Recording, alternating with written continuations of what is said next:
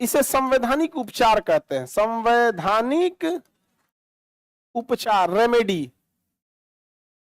Remedy या उपचार, या रेमेडी मतलब क्या होता है, रामबाण, रेमेडी या संवैधानिक उपचार।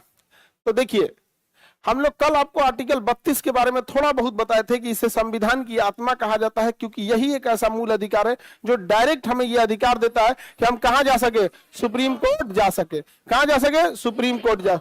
हम अपने मूल अधिकार के हनन के मामले में डायरेक्ट कहां जा सकते हैं, सुप्रीम। हमारा जितना भी मूल अधिकार है, चाहे वो, ये देखो इसमें तो राज्य की परिभाषा दिया है कि राज्य क्या कहेगा, अपने कानून बनाते समय लोगों के मूल अधिकार का ध्यान रखे। अल्पीकरण है कि सरकार भी ऐसा उल्टा सीधा कानून नहीं बना सकती है, पब्लिक भी उल्टा सीधा काम नहीं कर सकती। जैसे कानून के आगे सब बराबर है, लेकिन अगर कभी भी गलती से ऐसा हुआ कि एक जाति को उसी गलती के लिए कम सजा, दूसरी जाति को ज्यादा, तो किसका प्रयोग कर देगा, आर्टिकल 32 का। कहां चला जाएगा, सुप्रीम कोर्ट। आर्टिकल 32 का प्रयोग करके कहां चला जाएगा, सुप्रीम कोर्ट। आगे बढ़े, जैसे अगर किसी के साथ छुआछूत किया तो वो जेन्युइन बात है कि पहले समाज में उसका विरोध करेगा, थाने में जाएगा, पुलिस में जाएगा, लेकिन उसके पास अधिकार है कि थाना पुलिस बाद में, सीधे कहां जा सकता है, 32 का प्रयोग करके सुप्रीम कोर्ट। उसके पास ये अधिकार रहता है। जैसे किसी की अभिव्यक्ति की आजादी है, वो उसे बोलने की आजादी है। तो बताइए, इस सारे मूल अधिकार हमें कौन दिला रहा, 32। जैसे किसी सिख भाई को पगड़ी बांधने से रोक लिए तो कौन पहुंच जाएगा, 32। अगर किसी महिला को बिहार में छठ के दिन कहेंगे हिया से काहे सिंदूर लगा रही हो, कहां पे, 32।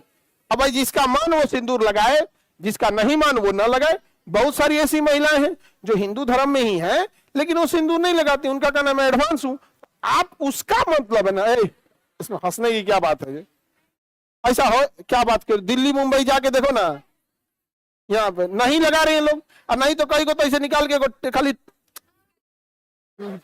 जैसे अगर कोई महिला नहीं लगा रही है तो ये उसका अंतःकरण है, उसका कस्टम, उसका कल्चर है। आप जबरदस्ती, गलत कब होता है, जब आप उसे जबरदस्ती कहने लगे कि नहीं तुम लगाओ, या अगर लगाई है तो जबरदस्ती कहने लगी कि हटाओ। आप कोई नहीं होते हैं, आर्टिकल 25 उसे खुद का अधिकार देता है, समझा क्या। अब कोई पंडित जी हैं, अगर उनको मन कर रहा है कि टिक्की रखने का, चिड़की रखने का, इसे सिखा रखने की, सिखा भी बोलते हैं, अब आप किसी भी पंडित जी को पकड़ के कहेंगे तुम रखो, ये गड़बड़ है। या कोई रखा है तो आप कटवाएंगे, तुम कटाओ, ये गड़बड़ है, समझा गया कि नहीं गया।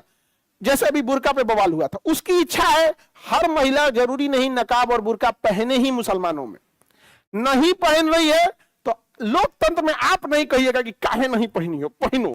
आप उसे आराम से कह सकते हैं कि आपका कल्चर है, फॉलो करिए, नहीं बोलोगे आप दबाव नहीं। और अगर पहनी है तो आप जबरदस्ती कहिए कि ना हटाओ, क्योंकि उसमें किसका हनन है,